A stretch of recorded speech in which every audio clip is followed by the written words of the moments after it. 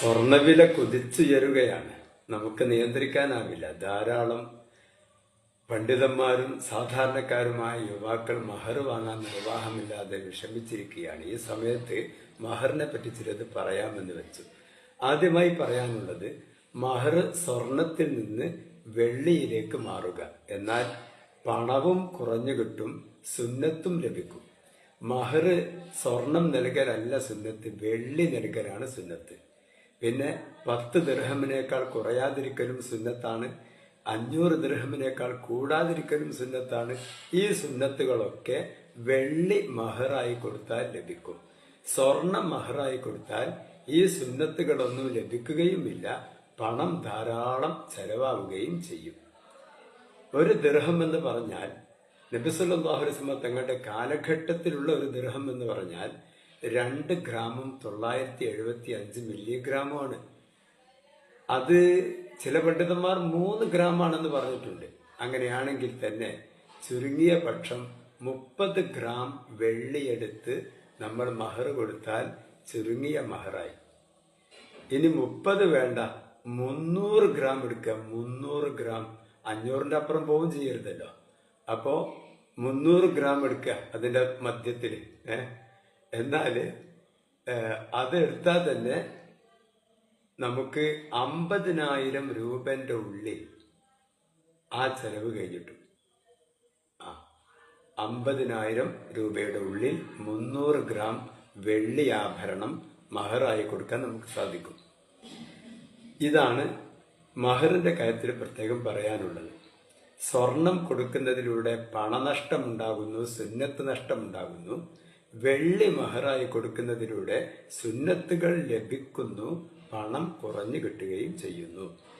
ഇനി വധുവിന് നൽകുന്ന, കല്യാണ ദിവസം നൽകുന്ന ആഭരണങ്ങൾ വെള്ളി ആഭരണമാക്കാൻ ശ്രമിക്കുക. സ്വർണാഭരണങ്ങളോട് വിട പറയുക. വെള്ളി ആഭരണം നൽകുക. വെള്ളി ആഭരണത്തിന് നല്ല കല്ലുകൾ വെച്ചിട്ടുണ്ടെങ്കിൽ നല്ല ഭംഗിയുണ്ടാവും. തിളക്കമുള്ള കല്ലുകൾ ഫിറ്റ് ചെയ്തിട്ട് വെള്ളിയാഭരണം ഉണ്ടാക്കിയാൽ കറുത്ത പെണ്ണുങ്ങൾ ധരിച്ചാൽ നല്ല രസമാണ്, വെളുത്ത പെണ്ണുങ്ങൾ ധരിച്ചാലും നല്ല രസമാണ്. ഇനി ബ്ലാക്ക് ആൻഡ് വൈറ്റ് പെണ്ണുങ്ങൾ ഉണ്ടെങ്കിൽ അവർ ധരിച്ചാലും നല്ല ഭംഗിയുണ്ടാകും. ആഭരണങ്ങൾ സ്വർണത്തിൽ നിന്ന് ഈ വെള്ളിയിലേക്ക് മാറുക. ഇനി മഞ്ഞലോഹം തന്നെ വേണം എന്ന് വാശി പിടിക്കുന്ന വല്ലവരുണ്ടെങ്കിൽ അവർക്ക് ഗോൾഡിന്റെ ആഭരണങ്ങൾ വാങ്ങിക്കൊടുക്കുക. ആ ഗ്യാരണ്ടിന്റെ ആഭരണങ്ങൾ. അതാകുമ്പോൾ 6 മാസം കൂടുമ്പോൾ അതിങ്ങനെ പുതുക്കിക്കൊണ്ടിരിക്കുക. അത് മുക്കിയെടുക്കാന്നോ അങ്ങനെ എന്തോ പറയാറുണ്ട്. സ്വർണത്തിൽ മുക്കിയെടുക്കുക എന്താ ചെയ്യാറുണ്ട് 6 മാസം കൂടുമ്പോൾ. ആ പണി കൊണ്ടുപോയ ഭർത്താവ് ചെയ്തോളൂ. ഇപ്പൊ നമ്മള് മണവാട്ടിയായി ഇറക്കുമ്പോൾ നല്ല ഗ്യാരണ്ടിന്റെ ആഭരണങ്ങൾ വാങ്ങിക്കൊടുക്കുക. മേലാകട്ടെടുത്തോളി, ഒരു കുഴപ്പമില്ല. മാത്രമല്ല, മരണം വരെ ആ പെണ്ണിന് 6 മാസം കൂടുമ്പോൾ ഇങ്ങനെ നമ്മൾ മാറ്റിക്കൊണ്ടിരുന്നാൽ, ആഭരണങ്ങൾ തന്നെ മാറ്റിക്കൊണ്ടിരുന്നാൽ ഈ സ്വർണം വാങ്ങിക്കൊടുത്ത പൈസ ആ പെണ്ണ് മരിക്കുന്നത് വരെ വരില്ല. അത്രയും ലാഭമാണ്. അപ്പൊ അത് കൊടുത്താൽ മതി. ഇത് ഞാൻ പറയുമ്പോൾ പിന്നെ സ്വർണത്തിനോടുള്ളൊരു സമരം.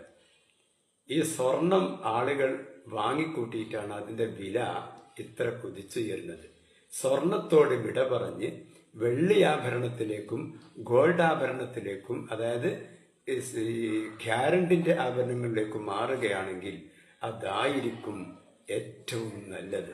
നിങ്ങൾ പറയും, ഉസ്താദേ വെറും സ്വപ്നം പറയുകയാണ്, അതൊന്നും നടക്കൂലെന്ന്. അങ്ങനെയൊന്നുമില്ല. അറബിയിലൊരു ചൊല്ലുണ്ട്, മൻ ജദ്ദ വജദ.